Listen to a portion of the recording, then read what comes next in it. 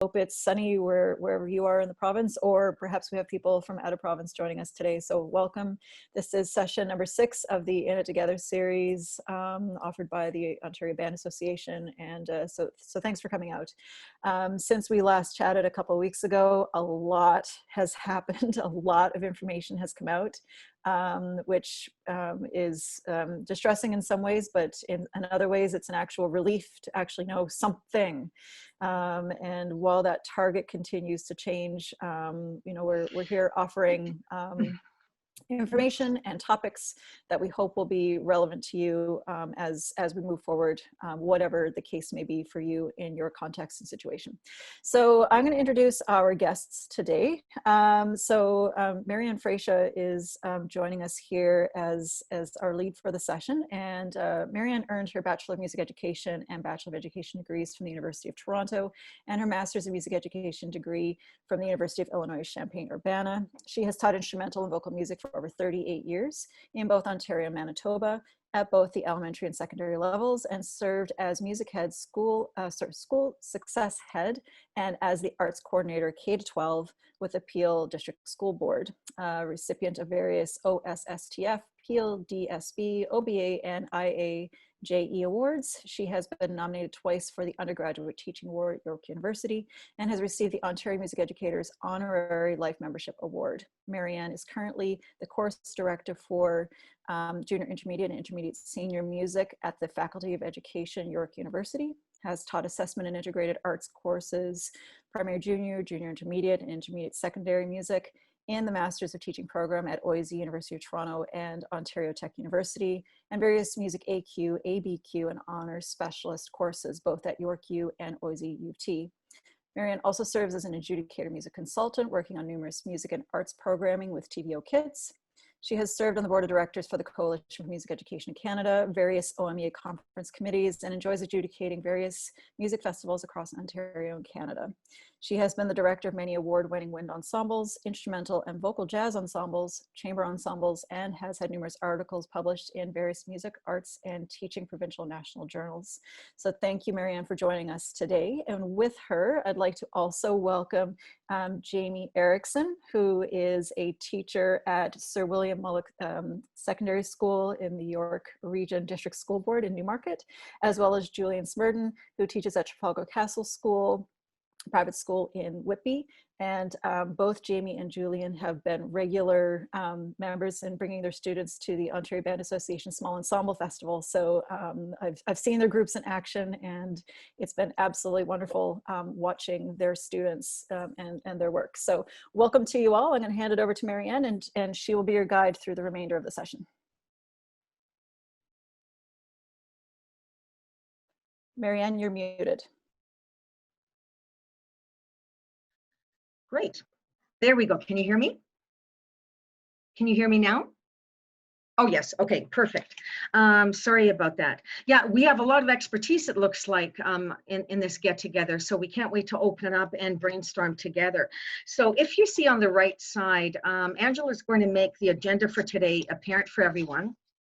So you could just click on that and get an idea of the order in which we're going to go through things. So we're going to start with just talking about a little bit about music programming vision and, what we're all struggling with. Can we actually really replicate an experience that's essentially really unique unto itself, which is hard for all of us right now, especially with something like Zoom that's not simultaneous, or synchronicity and all of that type of thing in different lenses. Then we're going to talk about the use of small ensembles in your large ensemble setting in your classrooms, or if you have repertoire classes.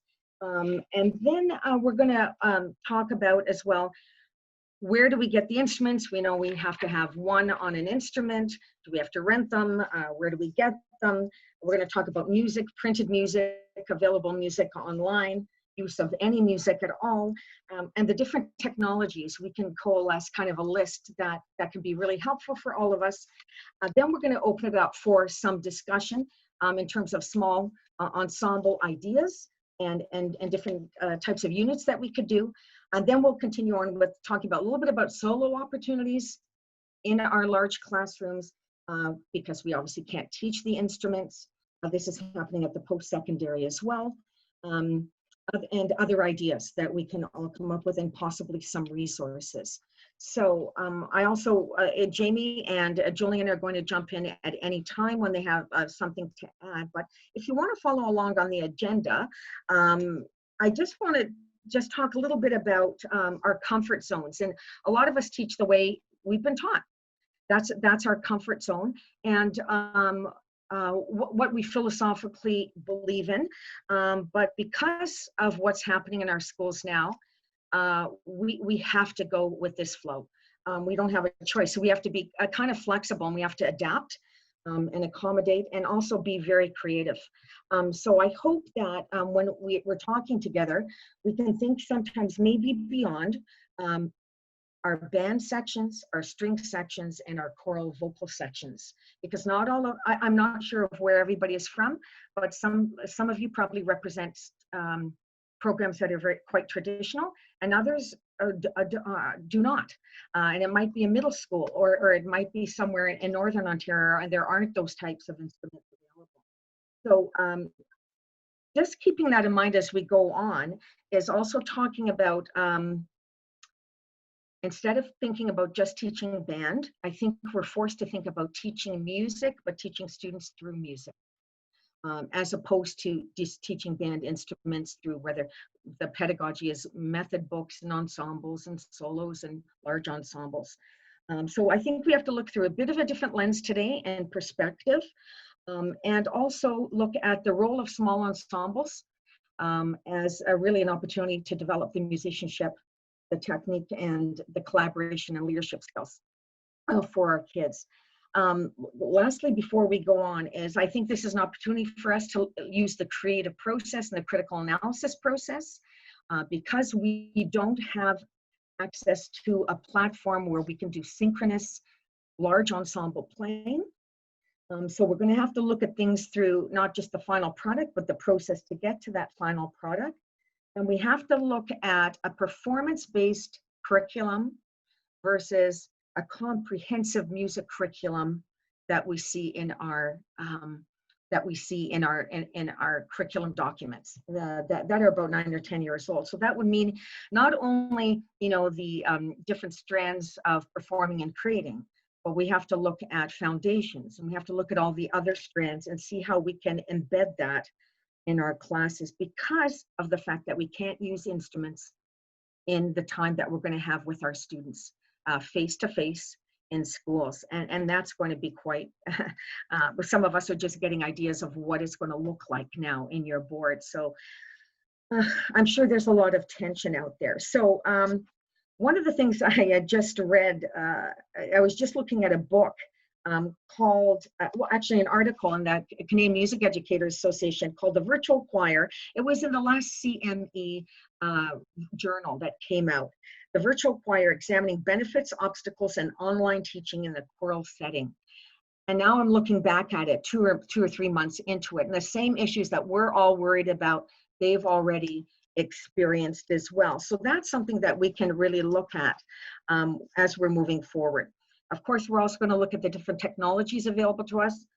Zoom, anything to do with Google Suite, which I think is probably in your classrooms. Jammer, the a cappella app, and recording MP4s, or doing private YouTube or Jamulus apps, or things like that that maybe we can use for smaller type ensemble recordings where they can line up the synchronicity of it, and then we can still assess that. So let's move on then. So we're talking about really small ensemble options. All of us have different mixed learning settings. I know in my classrooms when I was in high school, which was 8 years ago, and I know it's a while, I did have pianists, vocalists, string players, and all the band instruments in one class. It wasn't your traditional band class. Some classes I had. Some regional arts classes, I didn't have that. So I always had to work with mixed ensemble type settings. And the fact that I couldn't work on just my concert band or wind ensemble repertoire in the class. That was just the way that program was set up. So let's get into some of the small ensemble and solo ideas. So I think the biggest thing probably we're all worried about is this: how are we going to have simultaneous performance? And I think of that in my practice teaching class in my teacher candidates, because I've had to rearrange all the assignments because Zoom isn't going to work for that. We can't get more than 2 probably people synchronizing their sound at the same time. So we're going to have to look at the technology. And probably the first thing that comes to mind is everybody thinks of the virtual choir and Eric Whitaker's, you know, Luke Sarumque. And what about the virtual concert band? And actually we can have people send in all of their recorded parts, but it is many, many hours of editing that goes into that to have that final virtual performance. So that is not something that I think teachers are going to have right now, because they're going to be teaching in class and they're going to have that online component, the synchronous component for those students who have decided to learn from home. In terms of using small ensembles, and Julian and James can attest to this, and you can jump in any time, is that I have found that in all of my large ensembles, I included in my last 6 or 7 years of teaching small ensemble work. And that was on purpose. And it wasn't for a specific purpose of saying, okay, I want these ensembles to go out and play, you know, tour some schools.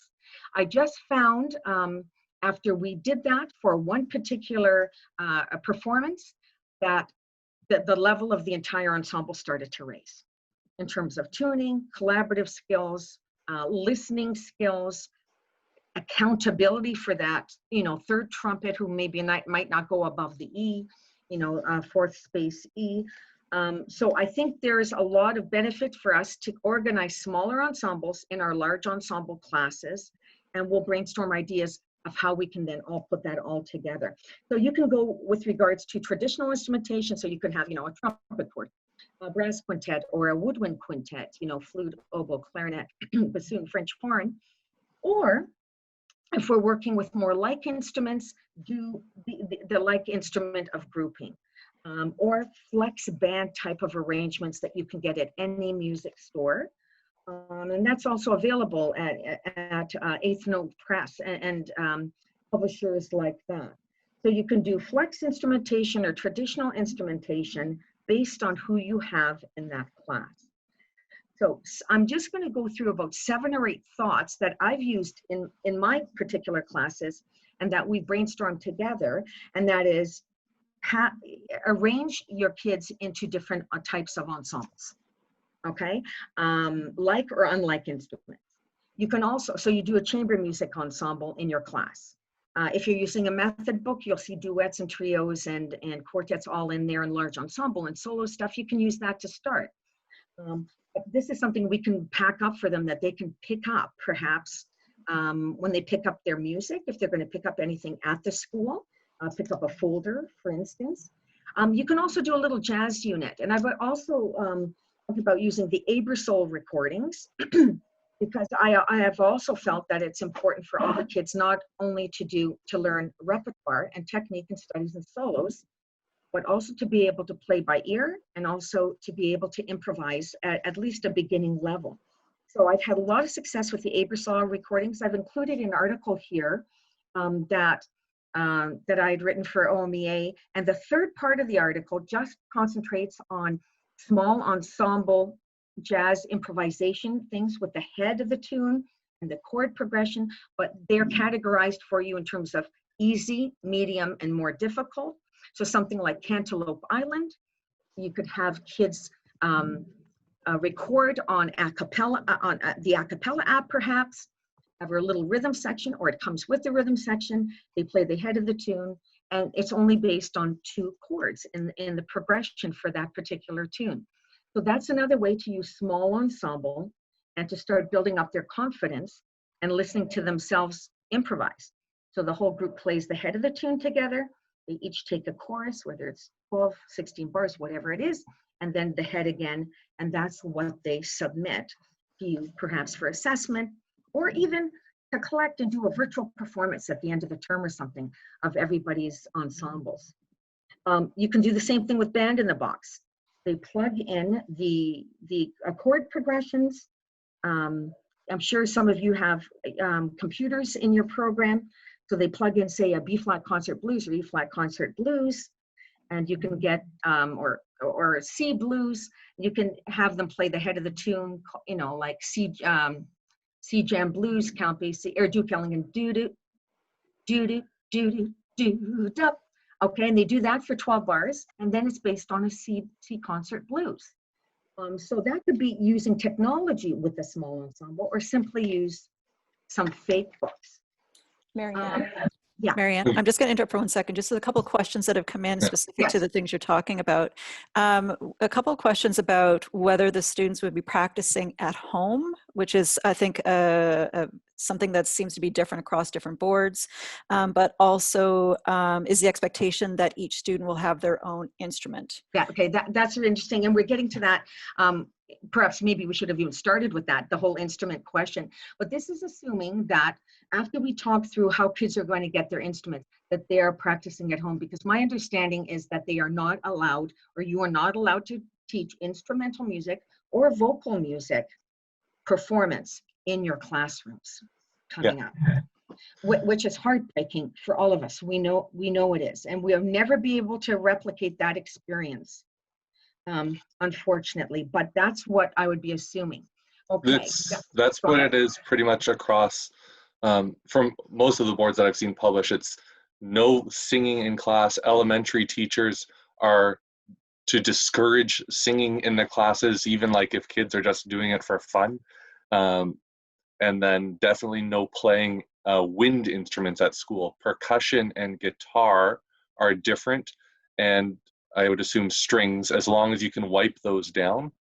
The expectation from most boards is that it's one instrument per student and one mouthpiece per student. Some of the boards have a document that states if you're going to share mouthpieces or instruments, they must be sanitized for this long inside of a solution or something.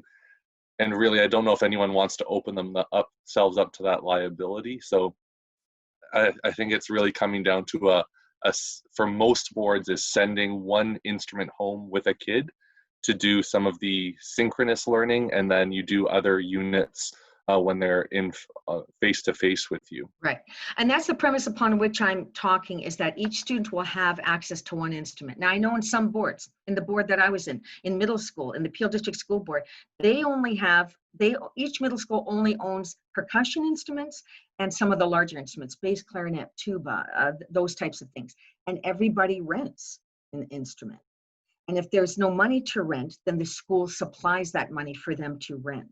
I know of other colleagues who have sent out an inquiry already saying, you know, who would be willing to rent, or who could possibly afford to rent, and depending on where we're talking in terms of the location of the school, there are people who have been stepping up so that other kids who can't afford use the instruments that are in the school. I also know other schools that have traded their keyboards, given them to the middle school, and the middle school has given them their band instruments or string instruments for this year, and then they'll trade back after the year. Sorry, then there's another question. I'm assuming this playing practicing will be done at home. Yes. Is the expectation that each student has their own instrument? Yes, I teach middle school and the students share. So we will get into more detail about different ways about accessing more instruments. And Julian, you said there's a reactions button at the bottom of your page. Oh, you're just answering something. That's okay. Laura Lee, can I just talk to you about your question there? If there's no online part, how can you, like, what I was thinking of doing with my students, because as far as I know, I'm going to be fully in class without instruments. The instruments have to stay home. I'm going to make sure that I give them no other homework besides performance. And I'm going to assign them to record stuff that we can then either talk about in class or manipulate in class if we end up going, using that to combine with other students. If they record their part of a piece, I will use class time for them to manipulate that, to learn how to manipulate that. So all the editing doesn't fall to me, hopefully. But then use class time to do all of the theory and history expectations, all the other stuff. So I don't know if that helps, but that's what I was thinking of doing. I don't know if anyone else has a better idea. Probably. I was just going to ask you, Julian, you teach at a private school, yes? Yes. Okay, so, and I know others who are teaching at private schools, and you know, and then I think of my husband teaches at U of T and is doing everything in person. So I think private schools might have a little bit more leeway and of course the funds Yes. to help where some of our public school boards are not going to be able to Yeah, no, I have realize. access to that. Yeah. Yeah, I'm in a bit of a special situation. I mean, we're Right. normally one-to-one student to instrument anyway. So I don't have to worry about that. We do have money for other things. Like I'm looking at getting a subscription to technology this year that will help with my teaching, hopefully. And I know that won't be a problem, whereas it could be in a lot of public schools looking to substitute things like that. So yeah, it's different, that's for sure. For Laura Lee's question, especially if you're elementary, there's other ideas that are coming up in this presentation about how you can run different types of small ensembles, even without like your saxophones and your trumpets and things. Right. In order to still have the kids making music, because I'd agree that if you are a face-to-face school, then there will probably be something that says, please don't assign homework or homework beyond this much per week. And so you want to make sure that you're staying, or the most relevant stuff is in your class if you're a full face-to-face. But there's quite a few ideas coming up that we'll chat about on how you can do that in your room. Good. So maybe we could just go on, Angela, and just talk a little bit about the ideas that we had come up with. And then we'll talk a little bit more about the technology, how do we get the instruments in the kids' hands, that type of thing. Then we'll open it up for some brainstorming. The other thing that Julian had talked about, and I've tried in my own practice, and I've seen in the OBA, the Small Ensemble Festival. And actually, I think we were both adjudicating, Dennis and I, and we had a Southeast Asian group perform on different instruments.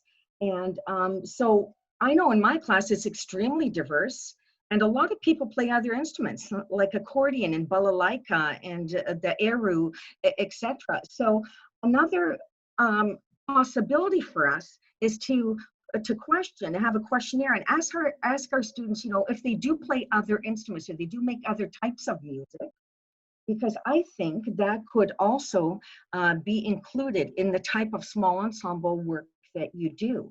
There's a great video out there. It's part of the Stomp series. It's called Pulse. And it's a great intro into introducing different types of music making.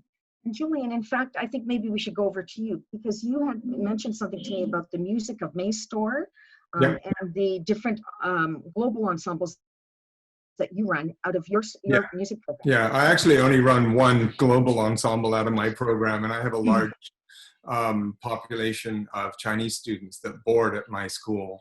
And they come to me with years and years of experience, having learned Chinese traditional music at home in China. And Toronto is so unbelievably diverse, especially that a lot of Toronto teachers could easily go to their students and say, okay, what do we have here? It took me 4 or 5 years to realize that I had these students in my school that were playing these instruments. And I found out simply because outside of music class, a couple of them decided to perform in the school. And I went to them as fast as I could and said, okay, we need to talk. How can we include this in the school and make this a thing? And it grew very, very quickly. And I found that there were many students with the same interests and backgrounds. So in a lot of these GTA schools with big populations from other parts of the world, I think we could be surprised at what is out there. And Marianne mentioned Music of May, which is a store that is in Markham that specializes in mainly Chinese instruments and music. And so they ship all this stuff over. I do find it's cheaper for me to get the students to bring back the instruments, the smaller instruments with them from China, and then the school just pays them back if I need to buy something for the program. But there are stores out there that supply these communities within the GTA. It is possible. A lot of the Chinese instruments are non-wind instruments, so they would fall under the category of things that can be still performed. I know in my school, I have a string class in the first semester that they are allowed to play. So if there are other instruments from around the world, African drumming is a perfect example. And I know on a lot of the feeds, the Facebook groups, people are talking about bucket drumming, Orff instruments, other things like that, that can be either sterilized or put one-on-one per student. Each kid gets a bucket maybe and some sticks. So there are lots of opportunities for international experiences. And when I got started with the Chinese ensemble, I didn't know how to read Chinese notation. I didn't understand at all what was going on in the music, but it only took me about a year and one of the small ensemble festivals before I realized that the elements of music are all the same. And then all of a sudden light bulbs went off and I started making sense of this brand new music to me and how I could teach it to the kids that had already had years of experience on their own and make it more meaningful for them, and be able to actually help them in the work that they did in my school with their music. So it became a rich learning experience for everyone involved. So that's just one thing. Oh, James, yeah. Did you want to say? The global ensembles with the students who already play other instruments, it can open up doors. We talked about this a little bit in our pre-meeting together, is that you can start views. It says music in the community. So if we start coaching these ensembles like a community music group, and being more open to what the product is that they're going to end up producing, it can be really interesting. Like last year, I managed to get an overnight trip in with my grade 9s after all the teacher stuff finished, but before all the COVID stuff started. And so we were on an overnight retreat, and I had 2 students who did bring up 2 balalaicas, and I had my banjo, and we were playing different tunes. We played some of theirs, we played some of mine. Unusual sound for sure, like not stuff that is normally done together, but you can create really interesting stuff if you approach it as a community music ensemble. And there's a lot of work done on that. It's a separate thing. I'll add it in a little bit later, if during the small ensemble ideas. Just wanted to make sure that I didn't forget that.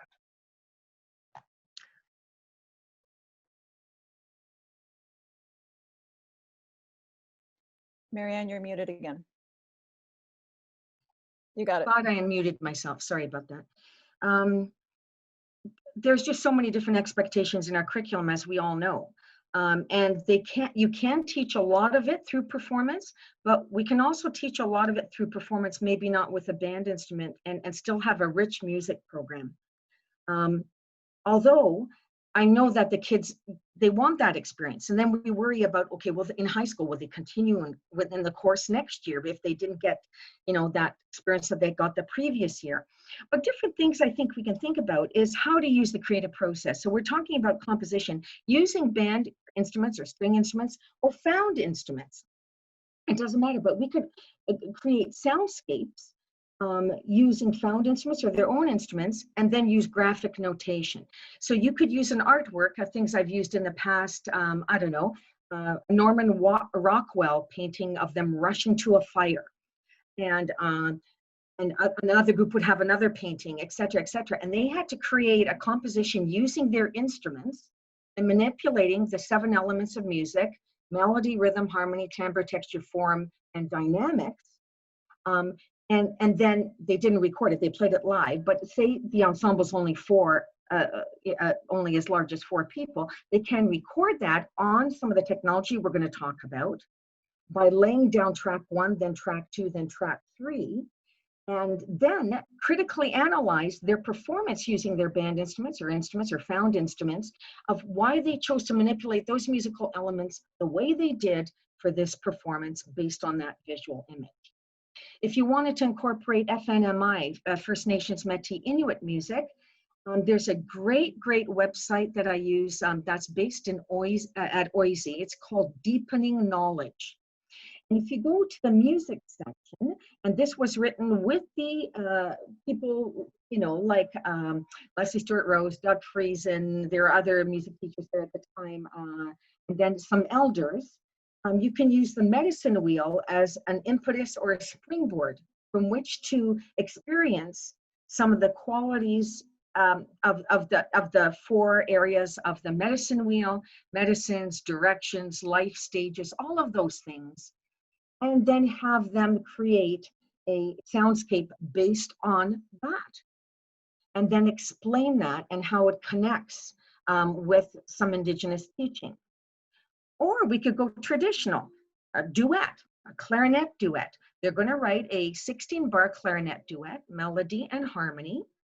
And you could teach them some of the compositional principles when you see them in class. They start writing it in class, they practice it on their own, and they record it on their own and submit it with a score perhaps, or with their music. And you could, that's ear training, those are assessments in ear training, in theory, in performance, and critical analysis, all of those things. There's just to jump in with there's Noteflight.com, where students can work on their composition together for free using their Google account, and they can share it with you through the Google account, and it's fantastic. They can do it from school, from home, wherever. There's no paper involved, and it's just like using a Google Doc, but it's a full composition program.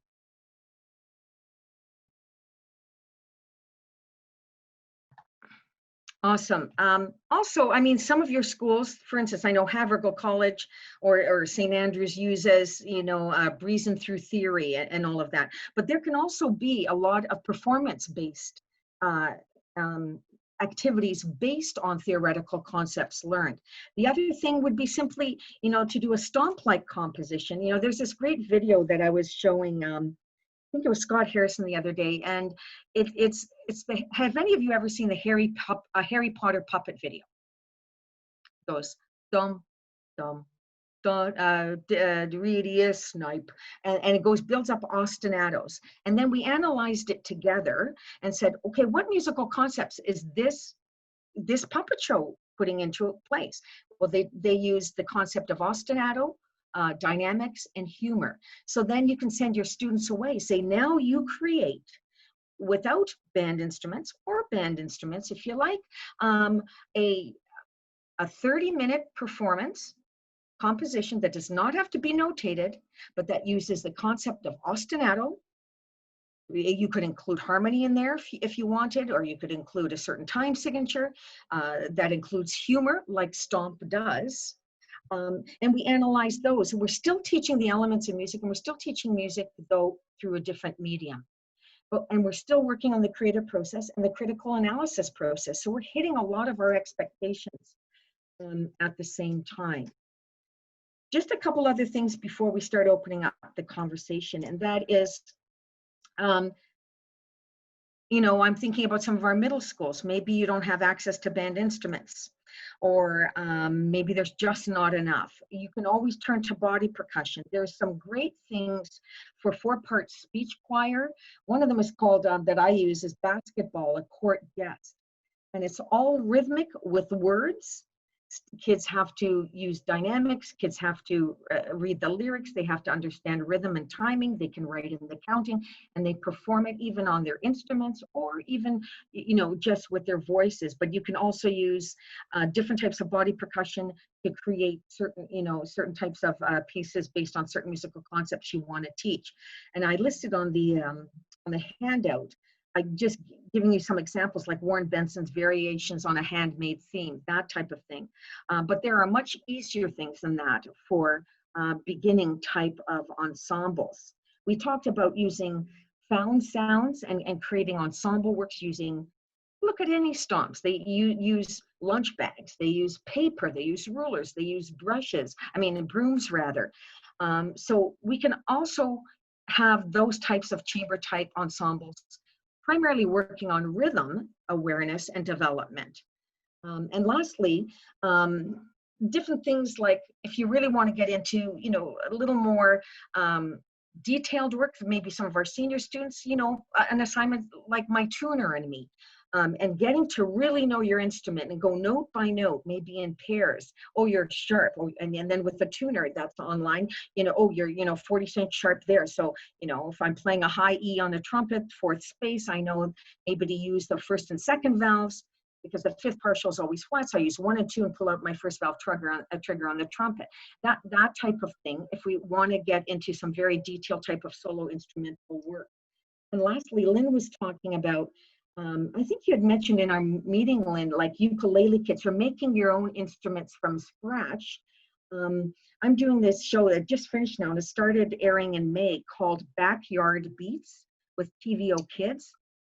And what's phenomenal about this show that I really love is they have some really big Canadian names like Larnell Lewis on drum set, or famous musicians from classical, folk, rock, country, and a student who's anywhere from grades 6 to 10, playing along with this incredible musician, and a host that has made an instrument to look like those instruments, and they play together. And they take you on a step-by-step how to use recycled material. It embeds mathematics and measuring in it. They make the instruments, and then they play those instruments. So those were some of the things that we had talked about. And Lynn, I thought maybe you could just talk about, you had talked about ukulele kits. Yeah, well, so I can say a little bit, but then I'm gonna hand it to Jamie because he's like the instrument builder of the group here. But I will say that I've been running an online ukulele session since the shutdown. So I have a drop-in ukulele session that's open to our entire campus. That includes faculty, staff, alumni, community members, whoever gets the link can come in and join us. So I've been doing this thing online, and it's been really great. But you can actually get these do-it-yourself ukulele kits, and you can buy those online. They're relatively inexpensive, but in terms of a school setting, I'm not sure how all those budgets work. You're the experts there, but Jamie can probably speak more to that and about the projects he's done with his students and the kind of instrument building he's done himself. So Jamie, I'll hand it over to you. The instrument building is actually pretty easy. This is one of the $35 ukulele kits that kept getting popped up on my Facebook. And I did it like a 1950s vintage kind of distressed look. You can see some of the stuff there. And $35, and you get what sounds as good or better than a $35 instrument from the music store. It's about as cheap as you can get a uke. If you have the time with your class, and I know a lot of elementary teachers won't, you can end up doing a lot of cool things with the building process because it pretty much comes done. And they can paint it, or you can decorate it how you want. You could maybe talk to the art teacher about using it in their class as well for that portion, but they could research like a guitar player they like and model their uke after one of their famous guitars, something like that. There's instruments behind me that I build as well.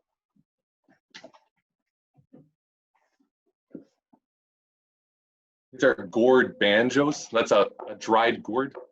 You can turn anything into an instrument. I build drums out of them and banjos. There's a lot of stuff you can do to build your own instruments if you have the time. And I apologize to all of the elementary teachers. My wife is an elementary music teacher. I know you guys don't get time to do that sort of stuff. But you can do some pretty cool things. One of the advantages with the ukuleles, you can still do it. They can take it home. Then they could work on the singing part at home if you want them to sing, or they can just play in school. I don't know, I'm becoming more of a fan as we go. And as I build more stuff. Building drums is shockingly easy. If, again, you have a little bit of time, you'd have to invest some of your summer into it probably. But there's a lot of different ways you can build a drum with a goat skin, or if you want, there's videos how you take a pop bottle, and if you have a heat gun or access to a heat gun, you can make a nice tight drum skin, especially if you're more on the vegan side of life and you don't want to use a goat skin. The recycling a 2-liter pop bottle into a drum is a pretty cool activity. So there's a lot of options. ABS pipes are pretty cool. I've found once I started doing the ukes, so I've integrated ukes into some of my different classes. So I conduct the UTSC concert band. So I am a band conductor. I have found though that after introducing the ukulele stuff into some other classes, that my band students are more inclined to use their voices when I ask them to sing. And it's just broken through some barriers, and the level of musicianship, listening, that kind of work has the whole bar is raised by doing these other kinds of activities. So for me, it's a win-win.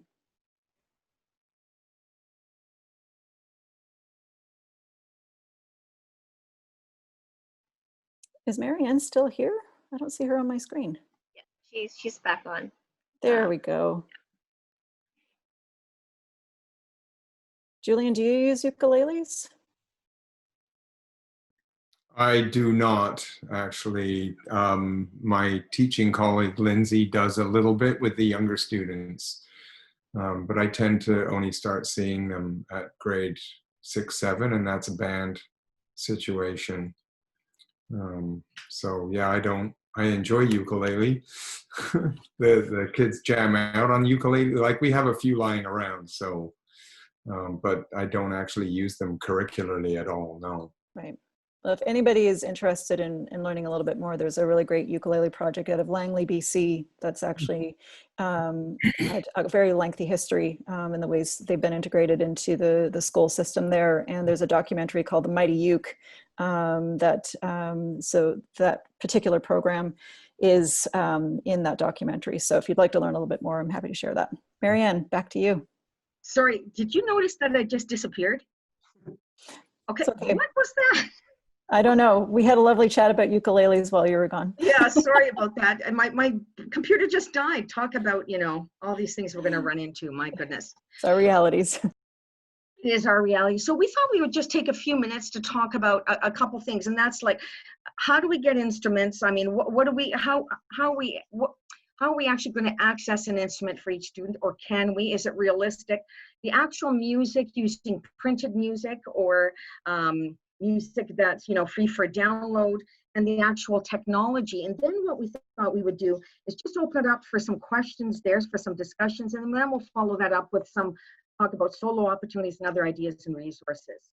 So Jamie and Julian, you mentioned that you would come in at any time here. When we're talking about instruments, we're talking about hopefully instrumentally getting one instrument per student, and whether that is borrowing some from, if you're a secondary school, trading with a middle school and borrowing some of their instruments for the year, or using rented instruments, or perhaps some students have instruments that they already have some of their own at home. The ideal, of course, course of action is one mouthpiece, one instrument for a student at home to practice. And there was a question, I can't remember who wrote it here, that I was reading on the side. Well, after they're in class in 2 hours, can we really expect them to do homework? Well, but in a regular class, that's at secondary, that's an hour and 15, 20 minutes anyway. We expect them to do homework as well. So I expect that they would probably be do some of their playing at home, because we're not allowed to do it in the class with them.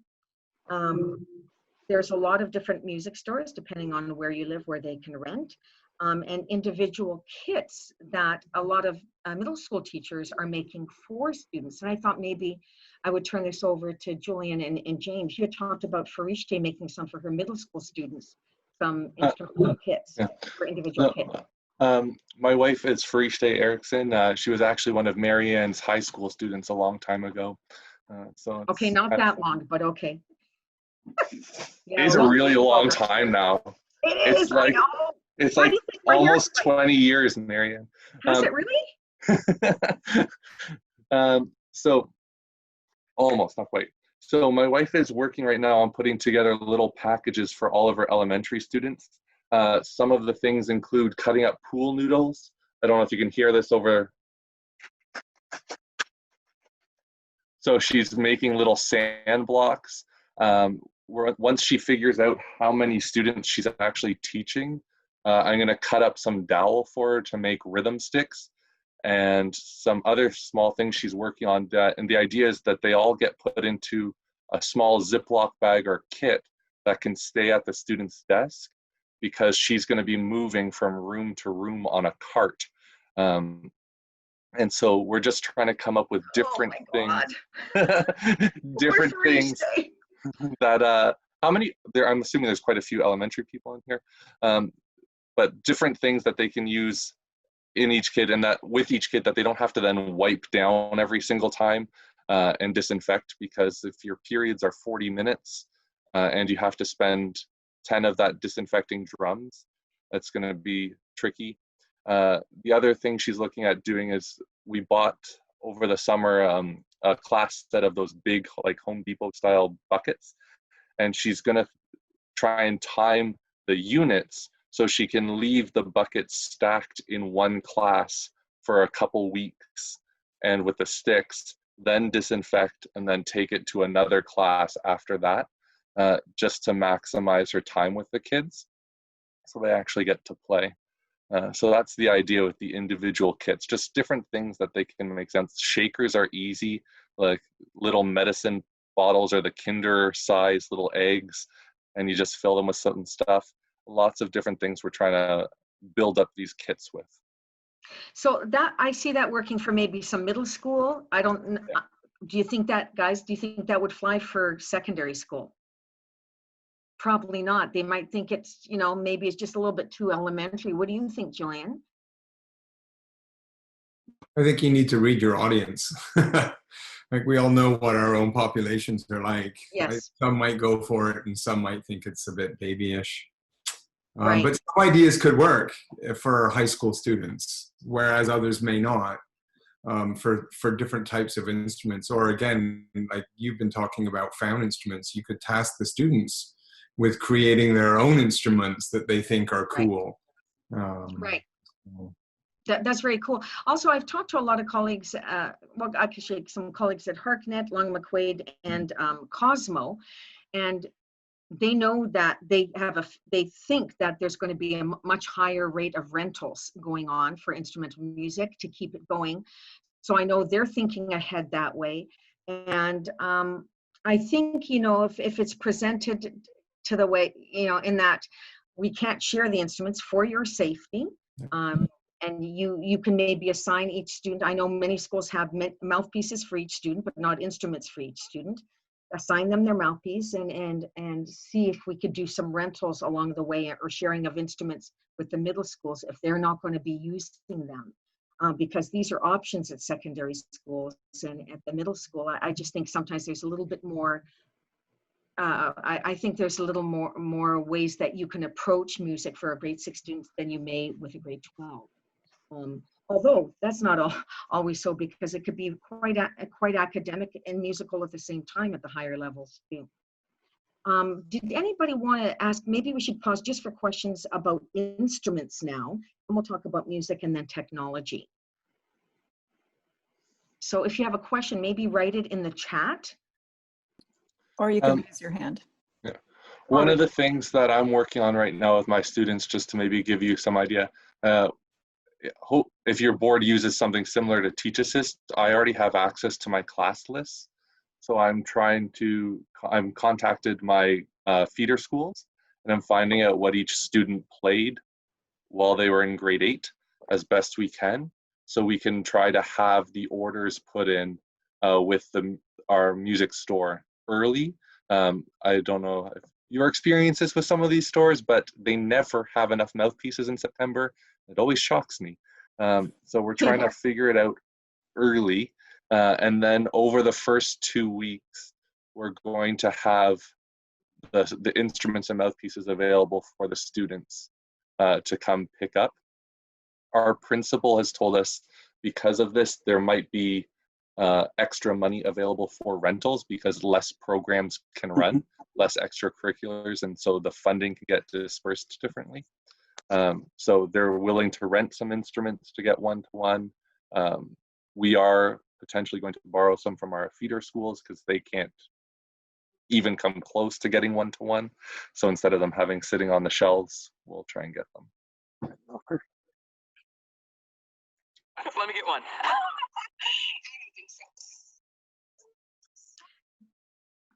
What was that? Not sure. Galaxy S10. Oh, there's something from Liz Monteith. St. John's Music has closed their store in Toronto. I think that they are now only doing repairs. Interesting. Actually, they are doing rentals. They're using a facility out in Elmira. Essentially, you contact them through, I believe it's Toronto at stjohnsmusic.com is the email, or stjohnsmusic.ca, I forget which. Or contact the road rep that used to deal with your school. They're apparently all still out there. If you can't get a hold of them, Sean Lavery is the manager and he is running the store. But St. John's Music, while they have closed their physical location in Toronto, are still offering the services that they were offering before, is what I've been told. Thanks, Chris. Sashi, I was just wondering if you might talk to Hartnett Music. Any update on that? Sure. So we are going to be reopening on the 31st is the date that we're playing with right now, which is in a week and a half. So it might be later that week, just depending on if we can get ready or not. Everything's going to be reopened though. Rentals are going to be available. The outside service and the school services that John Hartnett does with the instruments are still, we're going to try to get them as back to normal as possible. We have a very large rental inventory right now because of so many dropouts during COVID and because of so many schools that have just said no. And so a lot of returns came in over the summer. So we don't really, Hartnett doesn't really have an inventory problem right now. We have a lot of mouthpieces, we have a lot of accessories and reeds and all of that kind of stuff. And we're ready to go. We just kind of have to do a little bit of housekeeping and cleaning, and we've got all of our safety measures in place already. The store is set up. We just need to get Rex a haircut and a beard trim, and but Mary's working on that, and so we should be ready around then. I'm going to be putting out promotions and an email blast and Facebook posts and everything over the course of next week to update everybody with more details. I noticed that in the document it listed Steve's as a rental company, and they're, to my knowledge, that ended right when I left. That's an error on my part. Yeah, no problem. But I mean, they do rent out some guitars and things like that, but not band. That's true. They do. Yeah, they do guitars and electronics and stuff. Just not. Yeah. That's why I put them in there, because some courses just aren't band courses. They could be, they could be small ensemble rock band courses. There are some courses like that around the province. So we're looking at doing, for the face-to-face part, starting with like body percussion stomp units, and then when York Region is looping them around, we get them for like 5 days. And then a few weeks later, we get them for 5 days. So we're looking at doing guitar after a couple, because we can wipe them down in between classes. Right. And I would expect it would be the same with djembes. I mean, when I was the arts coordinator in Peel, we had 2 full sets of 40 djembes traveling around the board. So check with your board and see if you can have them at your school for a week or 2 weeks. You wipe them down, you sterilize them, and you send them off to the next school. So there are those possibilities there too. All right. So let's move on, just talking about a little bit about. Right. Marianne. Yeah. Sorry, I just have a quick question for Shashi. There's been a lot of chatter about the flex band arrangements. Are you stocking up on those? So yes. Now, with the new stuff that's coming out, much of it isn't actually physically out yet, because most of these publishers are really working in overdrive, trying to get everything through their editorial and their printing process. And of course, there's a very big discussion about physical printing with these, because If you print one of each part for a FlexBand arrangement, you're going to have something that's as thick as a Yellow Pages phone book. So there's a couple of different schools of thought on that. There's a ton of, if I know that Lynn mentioned the Creative Repertoire Initiative in the handout, there's a ton of new independent composers / self-publishers who have sort of emerged as part of this process. Many of them are not going to be accessible through your music dealers because they're one-offs and two-offs, and many of them are American. So then you start dealing with exchange and customs and brokerage and getting, you know, into a business vendor deal with somebody who's working out of their basement in America right now. So it's not, while some of that repertoire is really good and very thoughtful, Hartnett is going to be getting everything that is published by our existing vendors. So in that Creative Repertoire Initiative, it's Frank DeKelly, Manhattan Beach, Brian Balmages, who's one of the main people. So all of his stuff is coming through FJH. All of the new stuff, they're not in the CRI, but Alfred Publishing is putting out 21 titles. And they've done a couple of reading sessions on those. In fact, one of them is tonight at 6 or 7 o'clock. They have a Zoom for that. Eighth Note, so Dave Marlett has put out, Dave Marlett already had a very big catalog of these, but he has put out an extra, I think 20 or 25, based on some of the feedback that we got from our session in June, where we talked a little bit about that.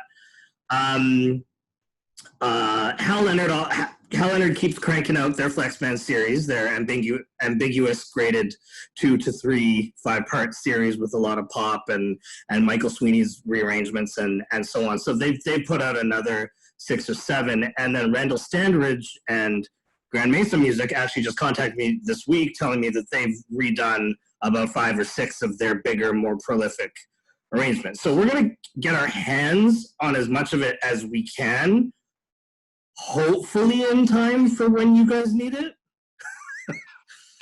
You know, the other thing I was thinking is The we're latest, talking a lot about printed music, but I mean, if we get away from printed music a little bit, which is out of our comfort zone, I know, but you could even take. I can speak. Sorry to interrupt you. I can speak quickly to that.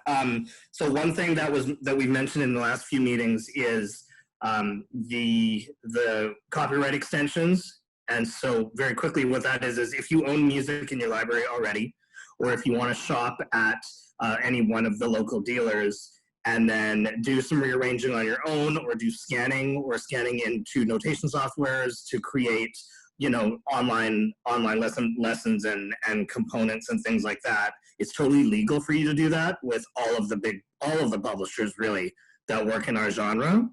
And we have all of the information for the most part is contained in those publishers' websites, typically on the very front pages of each website, including Hal Leonard and Alfred, which are huge because Hal Leonard has all of Disney, has all pop music and Broadway, and it's all totally legal, whatever, if it's a piano book, if it's a drum book, if it's a band chart. So they've sort of written a blanket statement saying, due to COVID-19 and the times that we're in, you can do this. So that's one option. And then the other options, we start to get into the digital delivery.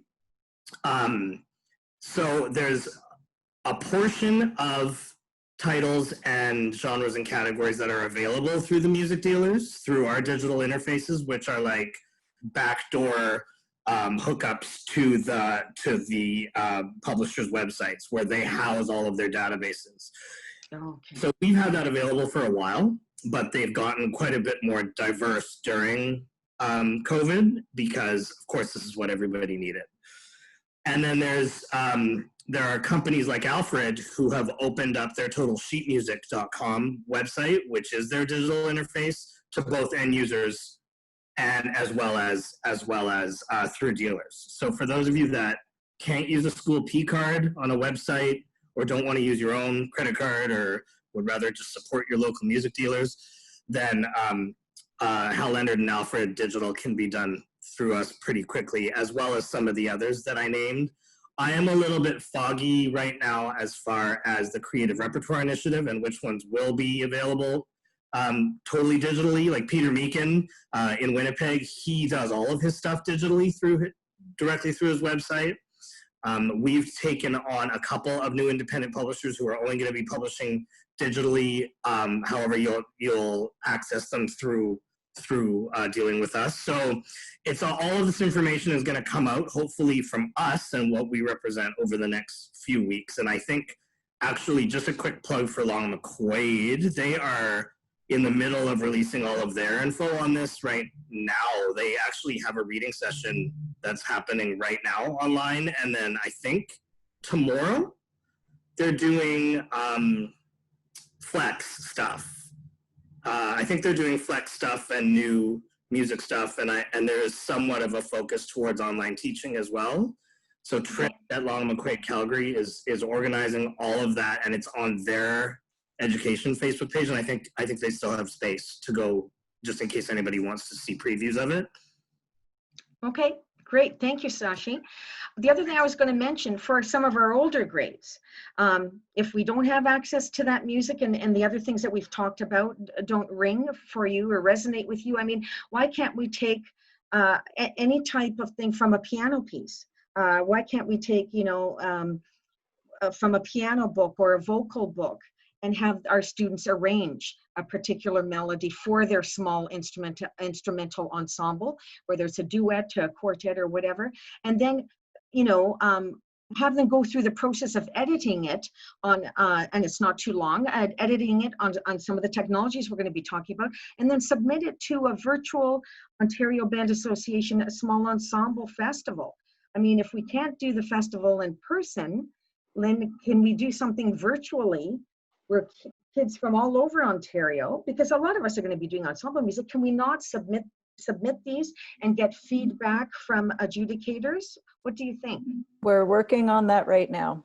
We would love to actually hear from teachers what the need is and what they would love to see in an online festival. But it's something that we've been sort of working on and developing a variety of ideas through the summer as the target was changing. But now that we have a little bit more information, we're committed to doing something online. So we should have more news about that soon. But we would love to hear ideas, suggestions, needs, project-based work, outcomes related to classroom activities. What would you like to see in terms of a festival like that? So we certainly are adapting to the times, and we will have something on offer. If you don't mind me jumping in to kind of connect some of those ideas, one of the projects I did with my students, and you can end up becoming an OBA submission for the small ensemble. We learn a pop tune as a band, so we give everyone the melody, but I make sure I choose one with an easy chord progression.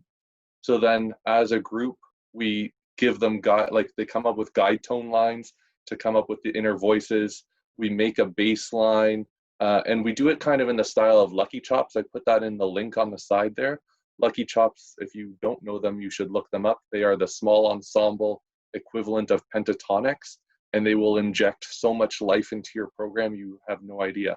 But we do it in that style, and the idea is that it's a busking group, so all of the backgrounds should be easily memorized, and the students can play a lot without music. So we bring in we go back to playing by ear and teaching music by ear more.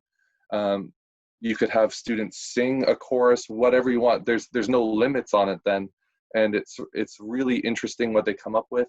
You can give them the tool and model it in your synchronous learning or in class, or wherever you have them, and then you can get them to be a small ensemble for one of their performance tests if you want, or in partners, or there's a lot of options for assessing it as well, and you just give them like a checklist.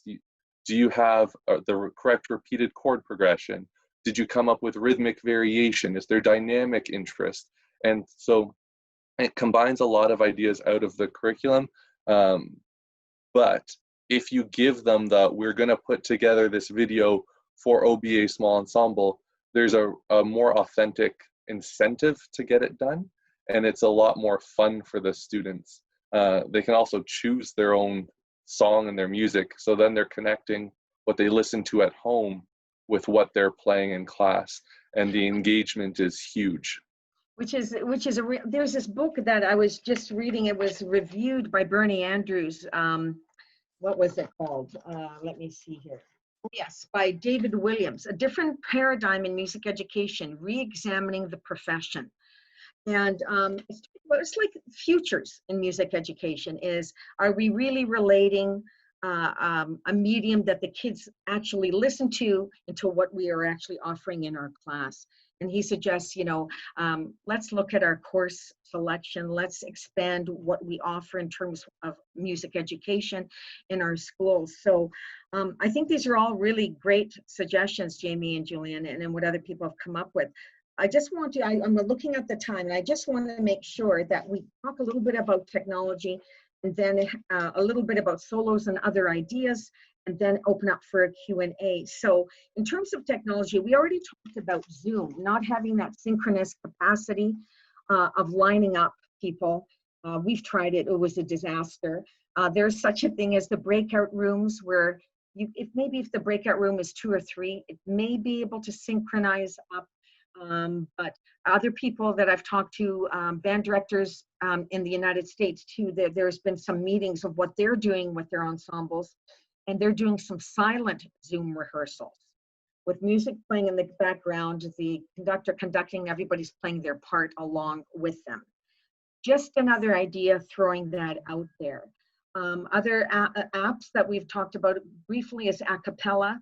We talked about that there's a 30-day trial, only 30 seconds or something. You mentioned, James, for the trial, but I believe it was $9.99 a month.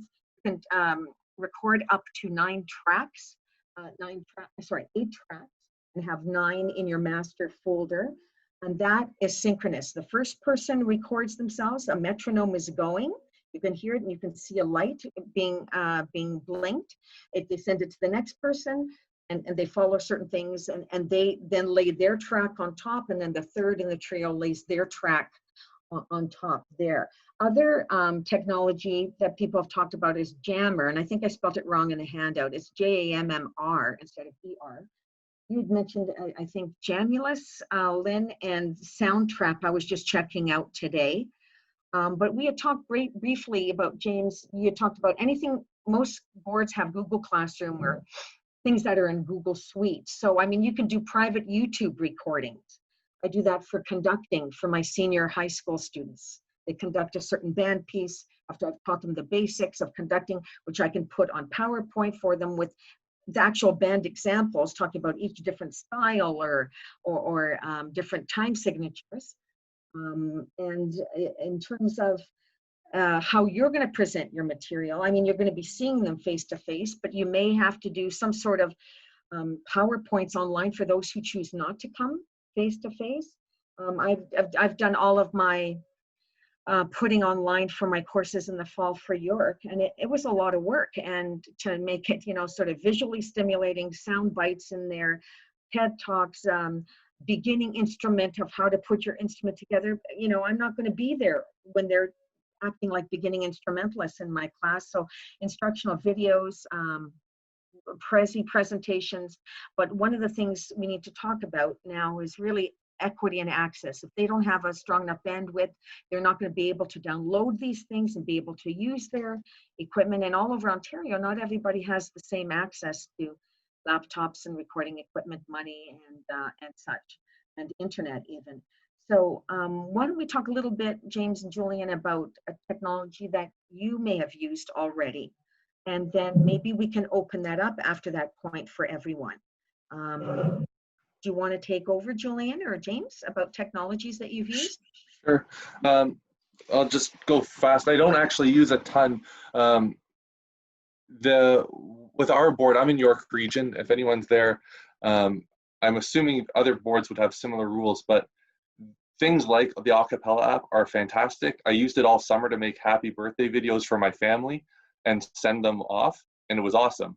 But the privacy rules are really strict with our board and probably other boards as well, and I don't think Acapella meets the requirements, and I don't think you'd get authorized use to require your students to use it. So we end up doing a cappella style videos, but with teacher editing on Movie Maker or some other software like that. And the finished product is excellent. And then all you need is a media release form from your parents. So if there's any younger teachers out there, or maybe people who haven't done recordings and published student work on YouTube or anything, please make sure you look at your board's rules for student information sharing and what apps and programs they're allowed to use, because the list is really small. Basically for York Region, if they have to use anything other than their GAPS account, they're not doing it. So yeah, Laura Lee just said, put a media release form on your course outline. We do that, and that's for sure. Put it in your first thing that goes home with the parents, and just make it a blanket statement like YouTube videos or recording and publishing on the internet. It doesn't have to be project specific. They can be for the year, and it will cover you to do this. Sorry, that's my downer moment for the presentation.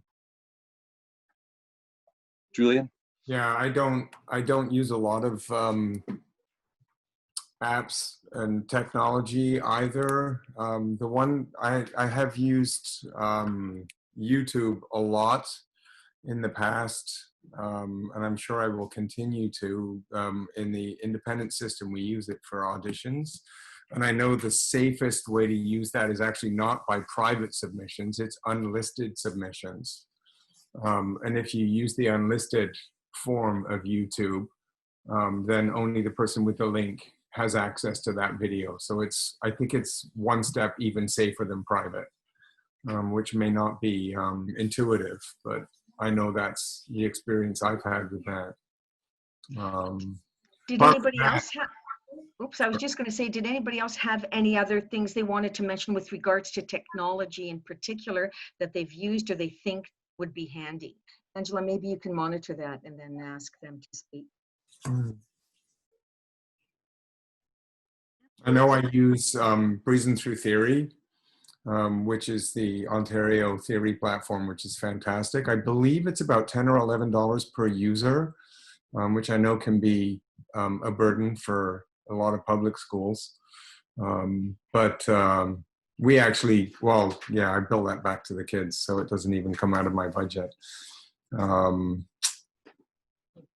And that's a great program if you ever have a chance. That's both theory and composition. And the composition exercises are excellent, and they link back to the theory studied in the chapter. When we bought software like that for our department, our music department, each department gets a textbook budget. And so because I accessed a school textbook money for method books and some buying online methodologies and pedagogies. And then that made our, I guess, it made our budget, our own music budget, last a little bit longer. And also, if you're being quite honest, repairs. I said, you know, we're paying computer repairs through the school budget. Why can't we do all instrumental repairs through the school budget as well? And that saved about $2,000 to $3,000 a year as well. That's an aside, but just another aside. So I know we're coming up to about 4:15. I wanted just to briefly talk about small ensembles being used in the large ensemble format of the classes that you have. But if you go to the agenda to where it says solo opportunities, I suspect, and if I were teaching again in public schools, I would still have weekly individual assignments that they'd be working on individually in terms of, you know, it could be scales, it could be technique studies. And there may be every couple of weeks some sort of performance check-in where they submit something. And that could also be their own individual parts on large ensemble repertoire music. So solo parts with large concert band recordings. I mean, you could use something like Smart Music and put in a band, and there's band recordings there of some traditional band pieces, and they can play along with those with accompaniment. Very much like some good method books, like Tradition of Excellence is a method book I've used. I mean, I love the online capacity that they have. They have accompaniment for every exercise, for solos, they have duets, they have a lot of online work, they have some feedback, they have recording technologies, they have tuners, metronomes, play with the metronome. So, I mean, if you are lucky enough to have students use a certain type of methodology that has those online capacities, that's also a great idea. So we were also thinking in terms of solo opportunities, preparing and recording their ensemble part. Okay, so pick something out of a hat. Say you're playing Art in the Park, and you're playing the second clarinet part. Have them play that and record that, and then for an end of term virtual performance, because editing takes such a long time.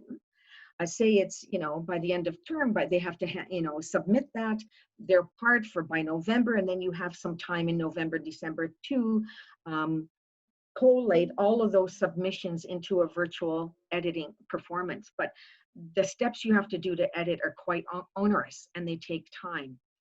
And we also talked about senior music classes. If somebody's a trumpet player and they play second trumpet, they have to learn the first, second, and third part and submit all of those parts. So they're really stretching themselves and getting to know all the parts, not just, you know, if you play third trumpet and that's the part you play all year long. So those are some things we talked about in terms of solo opportunities. And we know if we do that in our class and they have solos with a piano accompaniment, we know that that builds accountability as well as confidence, and is preparing them to play well in on large ensemble when we can get all back together again. To do that. Some other ideas that we threw out there was inviting a podcast.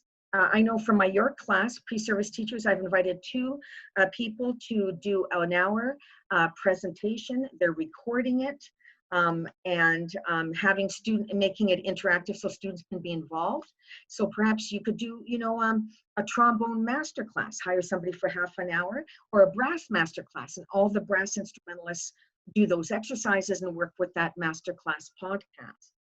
Or having some of our senior students create an instrumental video for beginners, for our middle school students, or even on a specific a concept, you know, our grade 11 or 12 students doing a 5-minute video, a tutorial, where they're talking about articulation on a clarinet.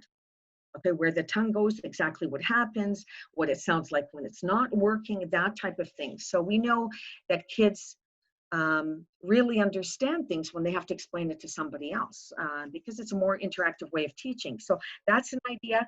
We also talked about creating a digital portfolio, a digital performance portfolio, and each student would be responsible, maybe at the end of month, to submit that portfolio of different things that they were working on and that you would need to assess. Other ideas that we've talked about already are virtual submissions for the OBA Small Ensemble Festival, or chamber submissions to perform for the parents, perhaps on a Zoom, through Zoom technology, etc., and then submit those to the festival. So have sort of a dress rehearsal with the parents and then submit that online for the OBA festival. And there's other things, other ideas there, like critical analysis ideas of listening to performances, 2 performances of the same band piece perhaps, and them critically analyzing the difference, which they prefer and why. And we know as soon as we get to the evaluating stage of Bloom's taxonomy, we're really doing some high-level critical thinking. And we're also addressing those critical analysis expectations in the curriculum. So if you look at the handout, I mean, there's numerous resources that Lynn and James and myself have put down, anywhere from some links we put there, the Creative Repertoire Initiative. James, do you want to talk to your submission, the book by Mark Laver? Sure, and just to add in something there with the small ensemble ideas really fast. I had a jazz combo that was really great once, but we were missing a bass player. So that year we hired Mark Godfrey, who's like the big jazz player in Toronto, to play with the group, and they performed at the Rex with him. And my teaching partner and department head is Chris Uchida. They did a Jimmy Webb cover, and Jimmy Webb liked it so much he got them to sing on his new release that came out today. So there's a link there to it. But all of these, like performing with a pro, adds a huge legitimacy to the project your students are working on. And so it's actually easier to slot them in, because maybe you have a contact further away, and to add them into a video, it's not the same as having to fly them out. And so it's a cool project to work on with a pro. The book that I'm reading right now, this is my nerdy summer purchase. Mark Laver is a very, very, very smart person, and he has edited a book about improvisation in the classroom. And he's done it. There's a professor at Guelph University he's edited it with, and it talks a lot about the equitable delivery of music and making music accessible to everyone. There's a lot of different things in it, but basically bringing improv, and not just necessarily jazz improv, but free improvised music back into our teaching. It's very interesting, and there's a lot of potential with it. It's very similar to a lot of the Murray Schafer and Doug Friesen stuff, if you've worked with either of those people. So it's a very interesting book right now if you want to get it. I think the paperback version is still on sale. It was when I got it. So.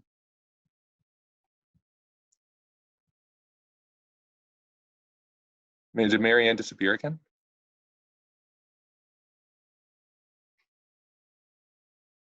Yes, I think she just left for a bit.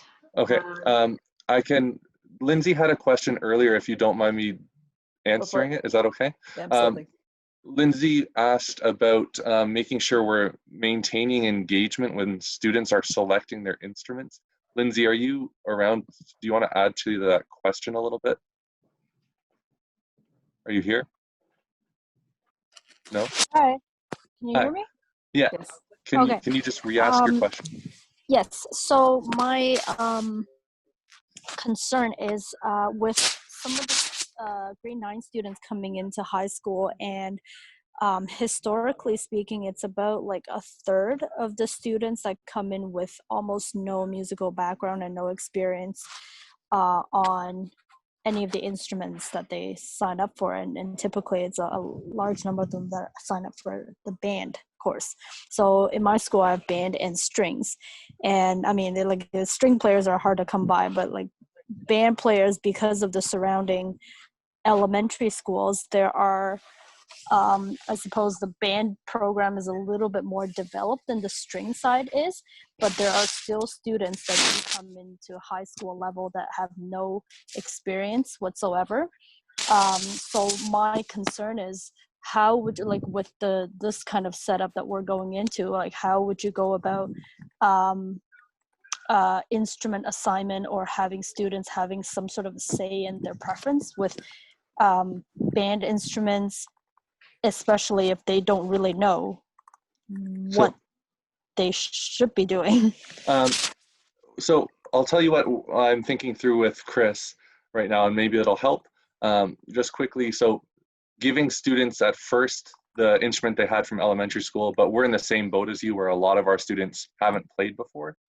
And so putting up videos so kids can hear what they sound like, and you can, based on your inventory, choose cooler videos for certain instruments and less attractive videos for more popular, the more popular instruments if you don't have enough, and just try and kind of guide them.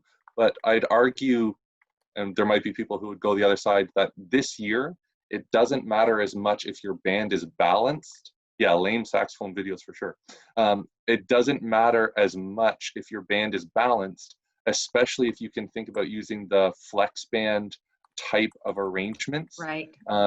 And we can really target the skills. So if a student wants to play trumpet, even though you don't need 20 grade 9 trumpets, if it's the thing that keeps them engaged this year, then that might be the way to go. And then you use the flex band arrangements, because you'll still have all 4 or 5 parts covered when you're working on stuff. And I'd also suggest going slow and lowering your expectation about what they're going to be doing. So my first repertoire test isn't going to be playing for grade 9s a song like it normally is that we've rehearsed for hours in band. It's going to be like, can you make a sound and keep it consistent for 15 seconds or 10 seconds? Can you play a scale? Mm-hmm. And I think it's what Marianne was saying, more regular check-ins with their playing and smaller tasks, as opposed to big, large performance things. And then as you meet them and work with them, you'll get a better sense of what's happening. But trying as best you can to go with their interest right now, I think is going to go a long way. Can I just also mention, we've all come up with put your 3 choices in, and you get one of these 3 choices. And I've just learned over the years, and being as old as I am now, I mean, I'm in my early 60s, and I'm thinking, when's the best time that I had that I put the student on the right instrument? And this takes time. It's not just about choices. It's looking at their fingers. It's looking at their teeth. It's looking how they play things. I would make notes to myself as I met them, person to person, because, for instance, I'm going to look at the pads of their fingers if I'm a strings educator, and if they're thicker, I'm going to put them on cello or bass as opposed to violin. There are there's so many studies that say we're physically more prone to be successful at certain instruments. And not always, and then that ensures the success of them being wanting to practice, because they seem to be really connected to that instrument and they're getting better at it faster. But I also agree with what James is saying is, I guess I'm looking at this as an opportunity, because maybe I'm more of an optimist, but a challenge can also be an opportunity. And it could be an opportunity to really develop strong, comprehensive musicianship skills and collaboration skills, while maybe our band playing might be just, our expectations might come down. We might have a lot to build up in the next year, but I think within a year it's going to even itself out, because once they become developed as a musician, it's going to translate to their instruments. So I know what you're saying is we do have issues with the instruments, the music. It's overwhelming seeing them in person. How are we going to do these concerts? Because this is why we love music. It's a performing art. And our students love to perform. But we're going to have to think of ways to still turn their crank and be creative while them working in smaller groups and solo repertoire and creative activities where they can perform, record, compose, create, critically analyze while we're going through this pandemic. And I think maybe, I don't know, I wonder whether we'll be surprised at the end of June just how much they've progressed as musicians, maybe, and not as technically on their instrument. But again, the flex way to go, and if it's not exactly balanced, I agree with the playing of the great videos for them to hearing what great sounds like. If we were in person, I have students come in to play the instruments, them trying the instruments, all of that, but we can't do that right now. So I think there's also some tests out there about kids' instrumental timbre preferences. If you want to really get into that, I've never used them, but I think they need to hear good quality playing on all the instruments, because sometimes kids are just drawn to certain things.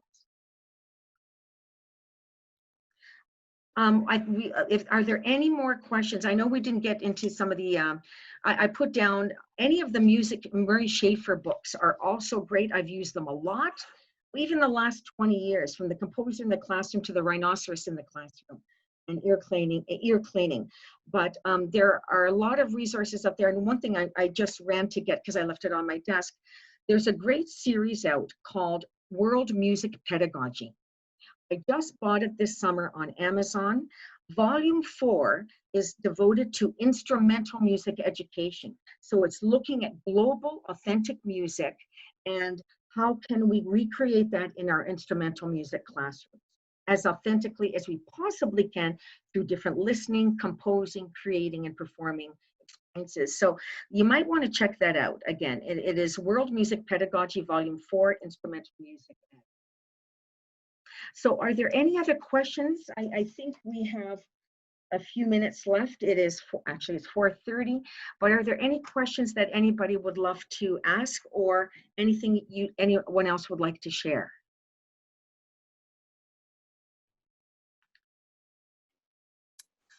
I think there's a question from the Romina Show. That's the name I'm seeing.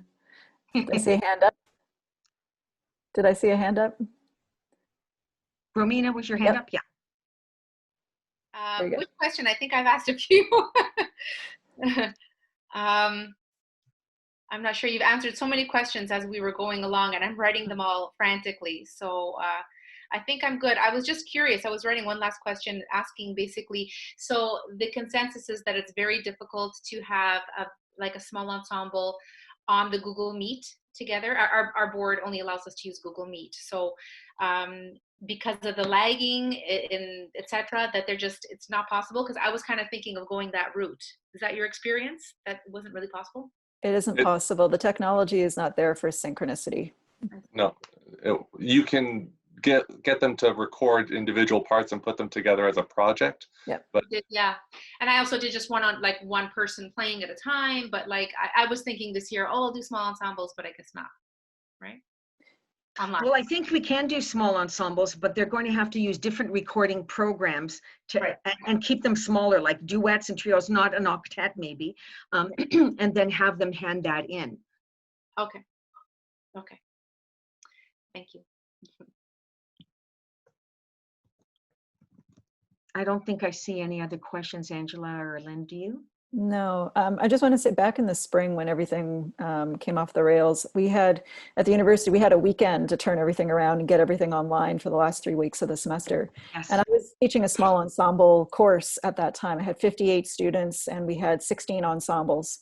And we needed to figure out how to get them. And some of them were, piano duos, some of them were rock bands, some of them, there was, and everything in between. And it was a real challenge, but you know what, the students stepped up and they kept their ensembles together. I mean, I gave them choices. They had the other projects that they could have done. And they all embraced these kinds of recording technologies because it was something interesting. It was something innovative. It was something they hadn't done before. And this was at the end of the semester when they were under the weight of all of the change and exams coming. And the outcome of those projects was absolutely fantastic. So there is a way to do small ensembles. It's unfortunate that we can't do it the way that we would like, and that's in person, but it is possible.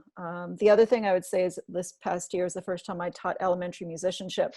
And this is for anybody who has like zero music making background through to people who were looking to pick up an easy credit because they had their grade 10 RCM. And I started the course with improvisation to break through the barrier and flatten the field. Because instead of doing it with the written notation, because a lot of those RCMs, they all knew how to read music, but almost across the board, nobody had any depth of experience with improvising. And so those Armory Schaefer exercises, they were really simple. You could do them outside, you can do them in small groups, you can do them on your own. They were absolutely fantastic. And it really set the tone for a different kind of experience. And we used sort of a spiral learning model where we're moving between tonal, rhythmic, executive skills as in playing an instrument. So we had ukuleles, we did some drumming stuff, we used our voices, and we did some dance, we did some movement. So you can sort of, as the course went on, we sort of moved our way through these things. And of course, over time, they weren't individual components, they were things that were merging together as a music making experience. And we did a lot of stuff with found objects, we did soundscapes, we did all sorts of stuff in terms of the creative. But we also, we did theory, we did do notation, we did do graphic notation, we did all of that stuff. And the response from the students, especially those who had zero music making experience, was just, it was beyond anything I could have imagined. They absolutely loved it. And so did I. You know, I was just going to say, kudos to all our elementary teachers and our middle school teachers, because I think, to be honest, you're more used to doing that. You do that with your students, because there are such things as general music classes, and they're not instrumental, and they're not just choral, etc. But once we start getting into high school, we're still in that paradigm, you know, the US paradigm of band and strings and vocal. Not all schools, so I don't want to say that across the board, because I know we had a music composition course at our school, we had music theater and all sorts of different things, but we tend to teach the way we were taught. And I would venture to say that most of us came up through that system of being really good at our instruments, or chorally, or piano, or whatever it is, and we could do our RCM, and we could play really well, and all of those things, and maybe haven't delved in so much the depth in terms of all the creative process and the other things that we can be doing. So I see it as an opportunity to really expand our own teaching and our own students' ears. Yeah, the impact on musicianship and how that then translates into other areas of music making, and the community building with my students, the way they were engaging through music with one another totally shifted. And it's had this trickle down effect through all of the ensembles that we do, all of the courses. So it was a huge impact immediately. I'm gonna put in two quick things if I can before we go, because I think our numbers are now onto one screen. I'll put my email there if anyone wants to email me and ask questions or get ideas for small ensemble. And then the other one is kids are looking for ways to make music with each other. They've spent months apart from each other. They want these opportunities. So it doesn't have to be for kids shoved in a practice room, but a project that they're working on together that has some sort of purpose is going to be really important right now. It'll help keep your numbers strong moving forward into the next year, but they want it. They've missed it. Like we've even heard it from our students. We've been doing music council through the summer. It's missing from their lives. So we need to try and offer them something to play and make music. And they will eat it up right now, as long as there's a good purpose behind it and it doesn't just seem like it's for a 10-mark test. So those are my last thoughts. I was going to add one thing to that, if I may, before we go. I think that's very true. I did last semester, we did songwriting assignments, and they did them in trios or in duets. And I'm planning on continuing that this year, but not just playing, but like composing pieces together. So they decide we're going to do, a hip hop tune or whatever it is, a folk song, and then they're writing together. So that's another way of going about it, I think. Yep, absolutely. Yeah, I mean, same thing. I mean, in many of my classes, I've had pop songwriting assignments to taking an impressionist piece and with all different instruments. I mean, I had vocalists with guitarists, with bassists, with pianists, having to make their own arrangement of, oh, what a beautiful morning, but using impressionist musical characteristics. And it was so creative, so much fun. That's one of the things they remembered most, other than playing in a large ensemble. But these different experiences can be a real ignite of passion for a lot of students. Yeah, and we also we made a soundtrack for that 1902 film, the first one, Voyage to the Moon, the French black and white. It's got the moon and the rocket that goes into the eyeball. So writing music for a short film. I was thinking of even doing it to like little SpongeBob things this year, where they can like write music for film or soundscapes or whatever. So and one other thing, I know we're going over and over, but I have all these ideas kind of coming in. What about for some of our senior students, an independent study project? I mean, being as old as I am, I've been through at least 3 Ontario curriculum changes because I've taught for over 30 years. So it usually happens every 10 to 12 years. So one of the things from the 1980s was having senior students do an independent project. Well, I took that older idea and have them design the project. They have check-in points. We have certain assessment guidelines. So we had people build anything from a guitar synthesizer to an amplifier, to building a harpsichord, to doing a presentation of music therapy using our students as if they each of them had a different type of disability. So I just think there's so much room for having, especially our senior students, explore things that they've never done before in a music class. And maybe this is the year. They're in grade 11, 12 music, and they want to know, how to play gamelan music from Bali. And they want to design an e-learning unit for the class on gamelan music. And then they present it to the class. So why can we not use those types of opportunities? Those are rich, authentic learning opportunities. It may not be totally instrumental based, but we're developing musicians. We're teaching students through music. We're just not teaching band. And I guess I think a lot of us have that philosophy. We're passionate about it, and we can come up with different things. So I just wanted to write down. I mean, all of us have our emails available. If you ever want to talk via email, we're here and willing to help. I want to thank our guests today. For those of you who are left in the room, if you don't mind doing a digital round of applause for Marianne and Julian and Jamie, thank you very much. See how unsynchronous it is? We really or maybe we should do the silent Zoom applause. Yes. We really appreciate your time and your effort and your expertise. And I'd just like everybody to know, look, we have an amazing collection of colleagues in this province, and we're only an email or a social media blast away. So anytime, please ask questions, please reach out, and reach out to your colleagues who are in your neighborhoods. There's a lot of stuff we can offer one another in these challenging times. So thank you, everyone. Really appreciate you all coming out today, and stay tuned. We'll have another workshop soon.